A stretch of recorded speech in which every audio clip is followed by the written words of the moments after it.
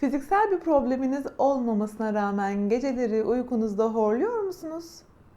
Horlamanızın duygularınız ve düşüncelerinizle bağlantılı olduğunu söylesem? Kendinizi kolaylıkla ifade edemediğiniz, sesinizi duyuramadığınız kişilere karşı bedeniniz horlayarak cevap veriyor olabilir. Theta Healing tekniğiyle bu problemi kısa sürede çözümleyebiliyoruz. Theta Healing hakkında bilgi almak isterseniz bana DM'den ulaşabilirsiniz.